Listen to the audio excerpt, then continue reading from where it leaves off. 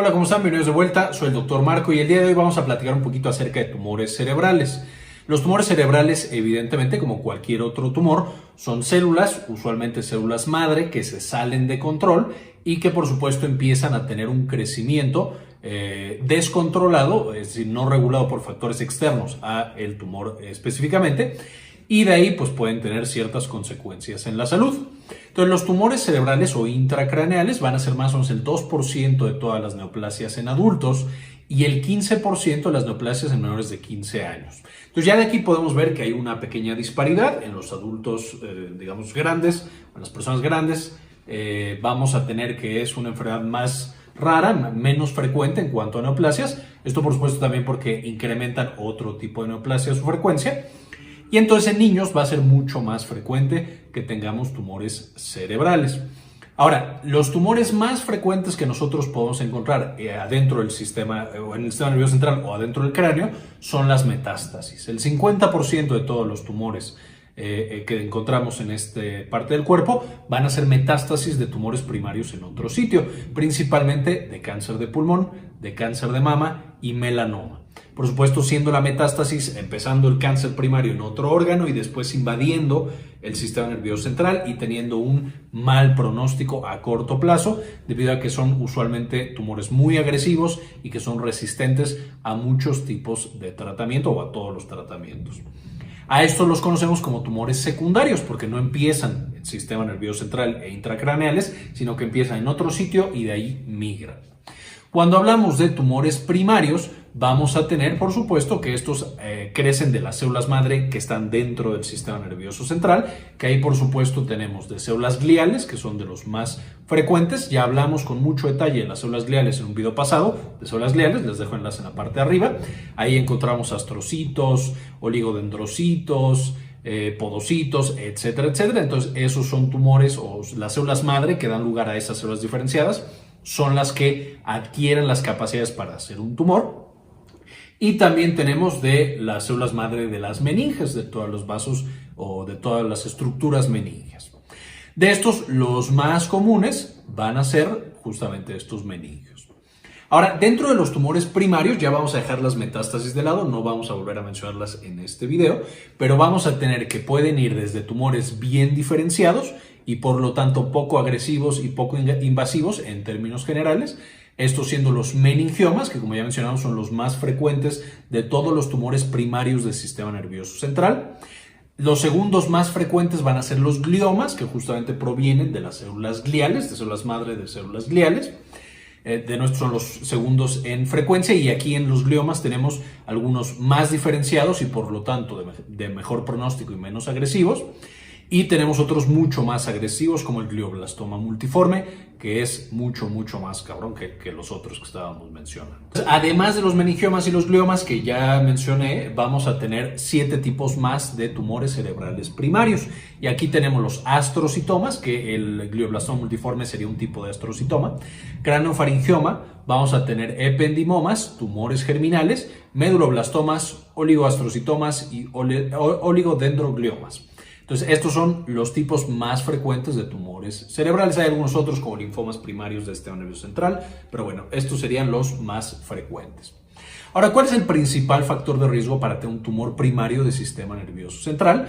Pues básicamente es algo que hace que nuestras células madre, que están aquí adentro, sufran daños a su ADN con el proceso que ya hemos visto en qué es el cáncer. En el video de qué es el cáncer platicamos toda la transformación de célula normal hasta célula cancerígena. Les dejo también el enlace en la parte de arriba. Entonces, lo mismo va a pasar en el sistema nervioso central. Ahora, como es difícil que las cosas entren y muten en el sistema nervioso central por la barrera hematoencefálica, el principal factor de riesgo, el más conocido de todos, es la radiación ionizante.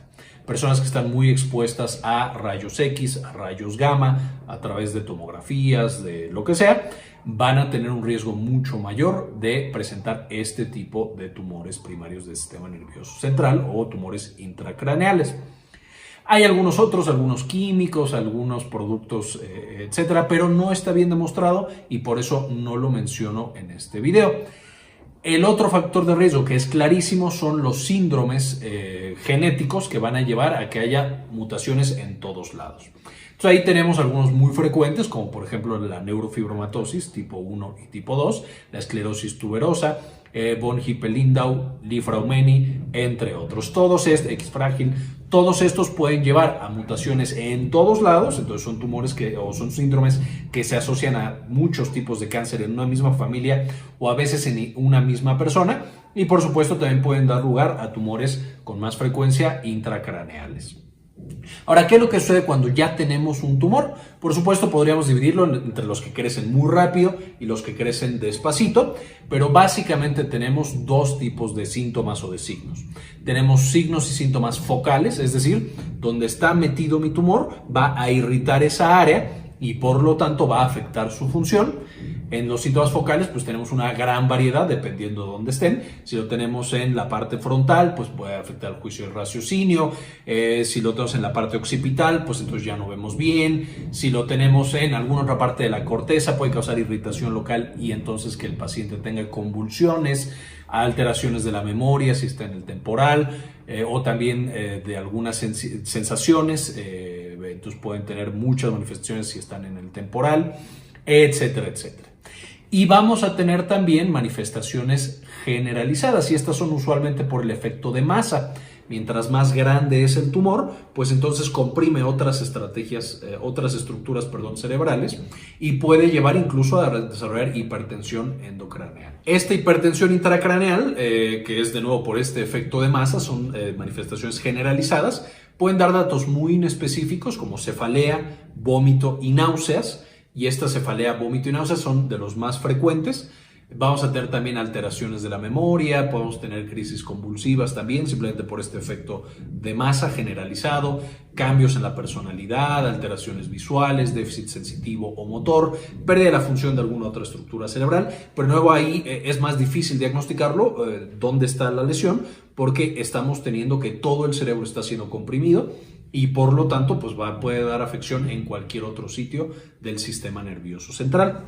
Y la característica es que cuando el efecto es por masa, por este crecimiento de la bola que tenemos metida en el cráneo, vamos a tener que todas estas manifestaciones, principalmente cefalea, náusea y vómito, van a verse más afectadas o van a aumentar su intensidad cuando tenemos cambios de posición o de que nos paramos, nos sentamos, nos acostamos muy rápido con la maniobra de Valsalva, que también cambia la presión intracraneal y pues esto lo aumenta, entonces empeora las manifestaciones.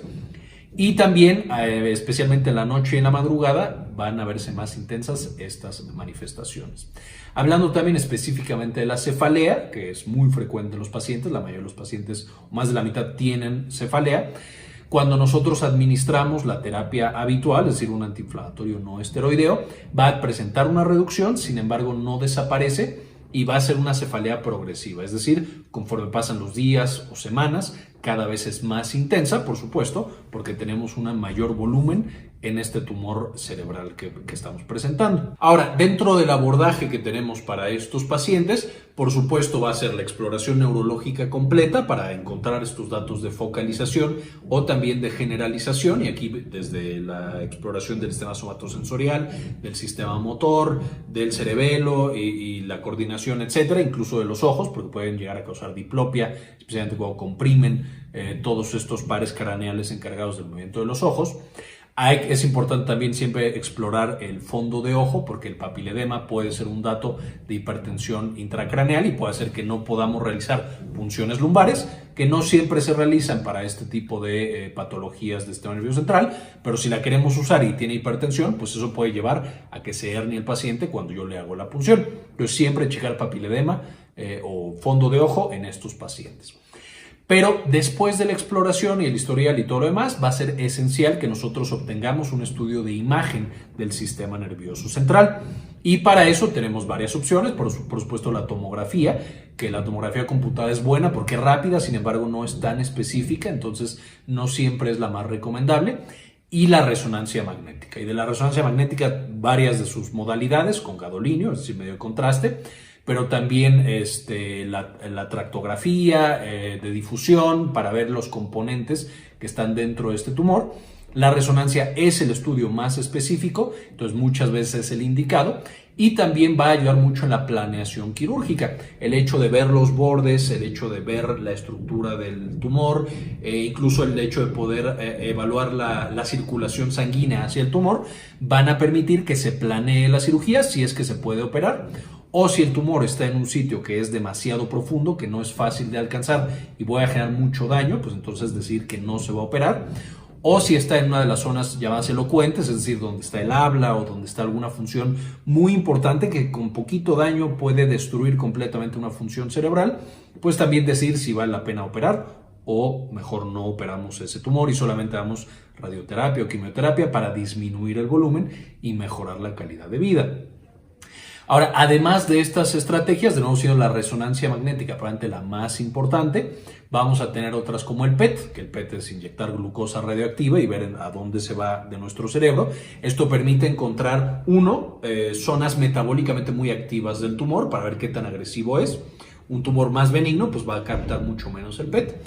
Pero también checar qué partes de la corteza principalmente son metabólicamente muy activas para no dañarlas de nuevo en esta programación o planeación de la cirugía. Hay algunas otras, pero no me voy a meter mucho en detalles de imagen. Y finalmente también la neurofisiología transoperatoria. Cuando ya estamos abriendo el cráneo y vamos a extirpar el tumor, es una buena estrategia en términos generales tener mapeada la estructura cerebral que vamos a estar interviniendo a través de literal electrodos que me digan qué tanta actividad tienen, para que cuando yo voy operando y cuando quite el tumor, yo pueda ver qué tanta función le estoy dejando a ese paciente y tener mucho cuidado, especialmente en estas áreas de alto cuidado, elocuentes o que puedo yo dañar fácilmente. Entonces, la neurofisiología transoperatoria y también pues, antes y después de la cirugía va a ser muy importante en el abordaje de estos mismos pacientes con tumores cerebrales que decidimos si operar.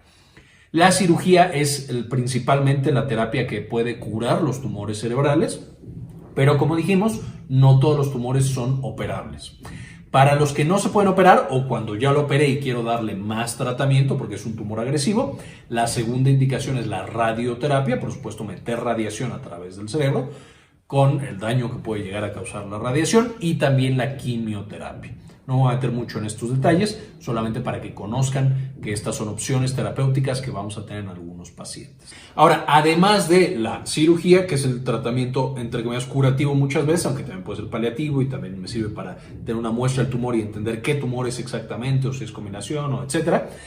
Y de la radioterapia y quimioterapia voy a tener también tratamientos adyuvantes, es decir, si el paciente está teniendo un edema vasogénico que es frecuente con un tumor, es decir, irrita y entonces el vaso sanguíneo que está juntito pues está todo inflamado y entonces aumenta el volumen intracerebral, pues yo puedo dar esteroides, principalmente dexametasona, que me va a ayudar a disminuir ese edema vasogénico que yo tengo asociado a un tumor.